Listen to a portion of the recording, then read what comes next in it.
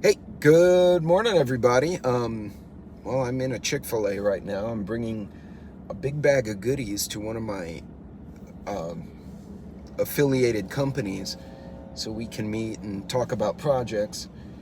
But I clearly have miscalculated because I forgot high school's starting up again. The kids are back in practice, and the Chick-fil-A is overrun with track cheerleaders and there's yard guys in the parking lot. It's like an absolute mess in here. I've seen New York City have better traffic than this Chick-fil-A, and that's saying something. So I gotta get the hell out of this place. Wendy's, in the meantime, is completely empty because nobody wants to eat that. Hey, Dan. Hey, Kentucky Survival. What's going on? So, folks, just a quick live stream. I won't be on too long this morning. I'm really actually headed to the meeting. And like I said, I have a bunch of Chick-fil-A in the bag. Hey, KP Heathen. I just wanted to remind everybody that despite all the weird news, and a lot of the news is kind of negative, at the end of the day, we all got to ask ourselves, how does it affect me? Because if it doesn't directly affect you, then there's no reason to stress about it. I know that sounds funny, right? Because people are like, oh, the Russians did this. We all, as my friend Mike would say, Hudson Valley, we all gonna die Wednesday, right? Because we're all gonna die because the aliens will get us and shit. But in reality, you got to ask yourself, how does it affect me? And more importantly, can it affect me indirectly? And once you kind of see how those things come together, sorry, I'm getting texts from people. You kind of see how those things come together. It helps inform how you react, right? I've seen people, I mean, I've literally watched some of the live streams and videos where it's all like, oh, you can die, aliens or whatever. And people freak the hell out. And they don't take it with a grain of salt. They don't take it as fun. They genuinely freak out, and then people are reporting in the chat, well, I've been really depressed lately, I'm I can't sleep, and it's messing with them. It's important not to there being a trickle-down effect. Yeah, and I think to Dan's point, that's what we need to understand is, for instance, the war overseas in Europe, right? Obviously, we're not being attacked here directly, not yet anyway. Could it escalate? Sure. Could we have things happen here? Sure. But that's not there yet. The question is, how would it affect me? Well, if wheat is being disrupted in Europe, there's more demand, which means price will go up, which means availability will go down, right? Supply, demand. And now you're like, okay, that makes sense. So how do I plan accordingly? Well, I'll store more flour or, yeast so I can make bread, whatever.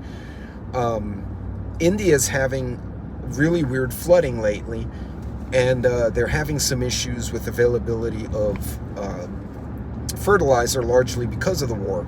So again, it becomes a question of, well, if there's going to be a shortage of rice and it's a staple in your house, buy the extra bag of rice now, put some for use immediately and store the rest.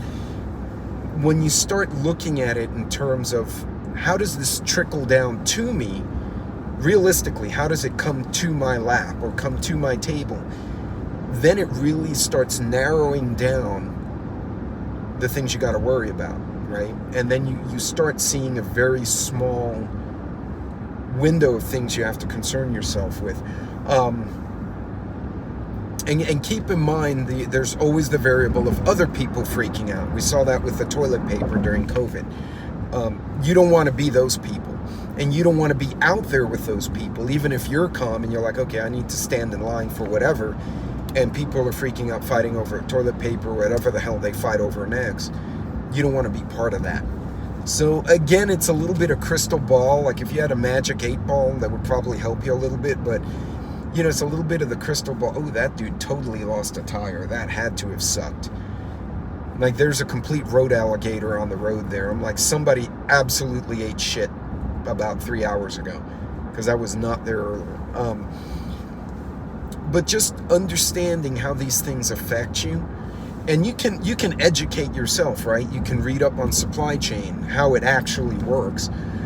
and see, well, if that product is not available, what are my alternatives? And you got to kick yourself out of the box a little bit at times.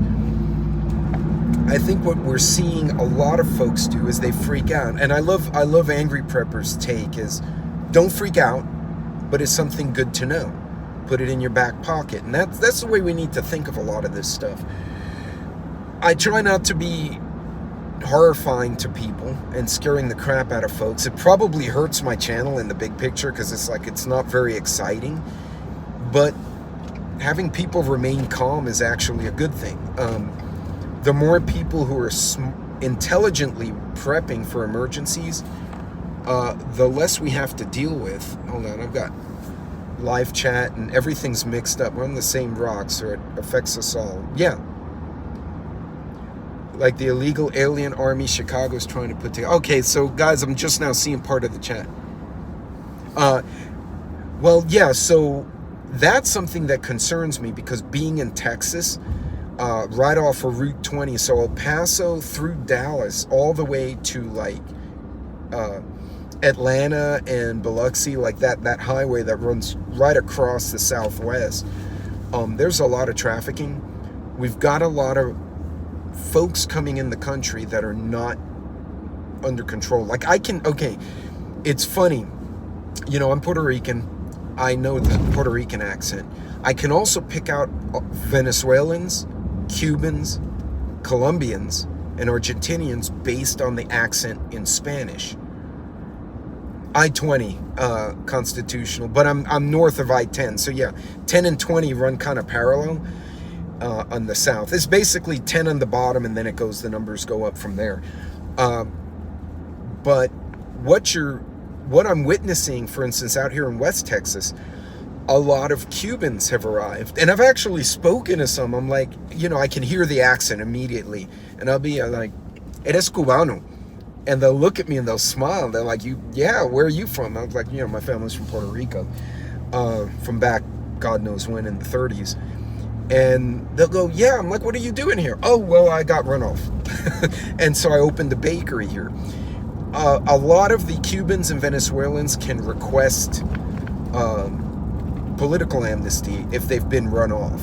And so we've actually made out like bandits in Texas, because we've got like everyone from bakers to lawyers have shown up here, and they're very anti-communist, right? But there are a lot of others coming through that are not bueno. Yeah, Nunez described it correctly. If it ends in a 0, it's an even number, it goes east-west. If it's an odd number, it goes north-south. So like Route 66, which is kind of like is actually an east-west. But there are a lot of people who are not coming in the right way, and we're not keeping track of them.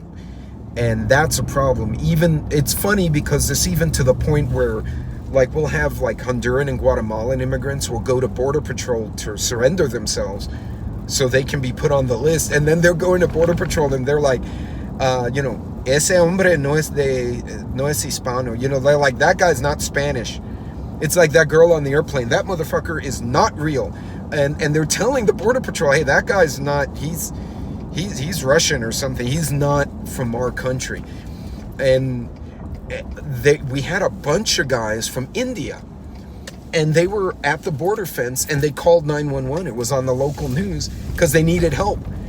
And so, you know, the cops show up, Border Patrol shows up, and they're all just standing there. They're like, and most of them did not speak English, but a couple spoke excellent English, and they're like, well, why did you call 911? He said the coyote, the trafficker, we paid him, he gave us a phone, he said, when you get to the other side, call 911 and they'll get you. So, and the sheriff says, it was a local sheriff, he goes, the problem is, while we're here collecting these guys, and right, they're here illegally, but they turn themselves in, so, you know, we're gonna treat them in a professional manner. But while we're here, we've got 8 guys here processing 30 guys from India. Someone's sneaking in somewhere else, and they're trafficking kids or bringing drugs, and we can't be all over the place at once. And the cartels know this. So what they're doing, they're flooding the border with people, and they're making so many blips on the radar, so to say, that law enforcement can't keep up. Hey, what's going on, Joe? law enforcement cannot keep up with what's happening. And as a result, that's where the bad guys are getting through. If you want to watch a good movie, bait and switch, that's exactly what it is, a bait and switch.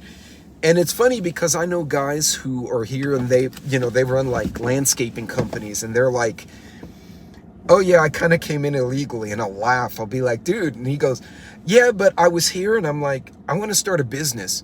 I can't be illegal forever. This is not the right way. And so he said, I called a lawyer, and then I got my paperwork, and then I was able to start a business, and now I have a green card. And so it's like, on the one hand, it's like you fucking came in illegally, but on the other hand, it's like, but you started a business and your kid's an honors student. So it's really complicated, but there's some dudes coming through that are just shits. They're absolute garbage. And there's an imam. He's called the Progressive Imam. He's a Muslim cleric, and he's scolding the French. And it's funny because he goes to this French reporter and goes, you in France, you've screwed up. You screwed up. The people that the Muslim countries wanted to put in jail, you invited them to your country. They're criminals. If you left them where they were, we would kill them or we would put them in jail, and they would never be out again. Instead, you brought them to France, and now you have riots. And it was funny, and then he goes, see, the Polish don't have this because when they riot in Poland, the Polish beat them and throw them in jail. And so they say, oh, I don't want to be beaten and thrown in jail, so they go to work. And I start laughing because it's like, he's not wrong. This is a guy from like Libya, and he's like, you've done it wrong. What you should say is, hey, good morning, Red. We want doctors and lawyers and mechanics and carpenters. And if you have no skill, you're not allowed here. He said, that's the way the Muslim countries do it. And that's why you now have all these idiots in France. And I was laughing about that. I was like, that's pretty funny. This guy, he just threw it out there. And he said, yeah, if half of these people you have in your country came back to our country, we would throw them in jail. Or the police would kill them. And so, but yeah, to the point, we have a lot of folks who are shits and shouldn't be here. And we can't control that, right? But that's something else that will change the crime demographic in a certain area, right? So if you have a lot of people going to a certain area, they're going to start committing crimes. Hey, Ontario, and you're going to start battling that. So when you're listening to news like, the borders being saturated or wheat shortage in Ukraine, at the end of the day, you have to ask yourself, how does this trickle down to me? I think Dan H. or Kentucky Survival just said it. How does it come down to my table? How does it come down to my bank account or to my house? And it's okay to be pissed off at larger things. Yeah, Macabus, it is, because we no longer have a Republican and Democratic Party.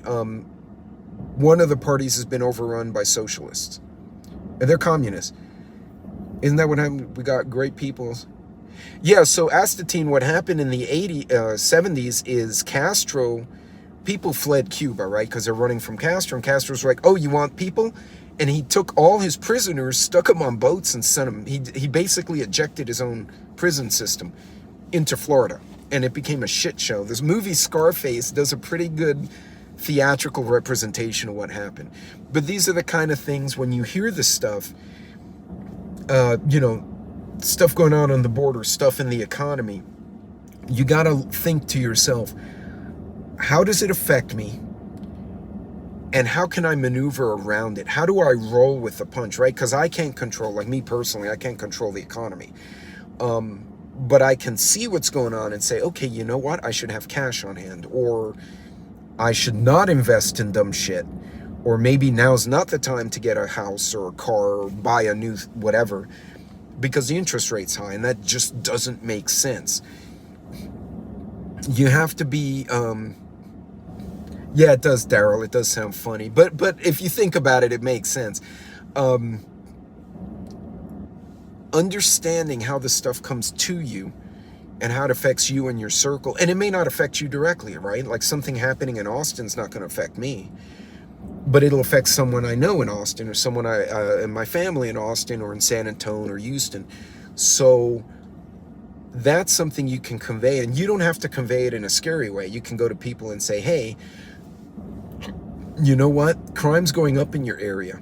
You may want to invest in a firearm or pepper spray, or get a dog, or reinforce your door, whatever it is. I actually took 3 hours this last weekend and pulled all the, which I had meant to do a while ago, and I just forget, you know, we get busy, pulled all the screws out of all the hinges, the doors, and I replaced them with 2-inch screws in all the frames.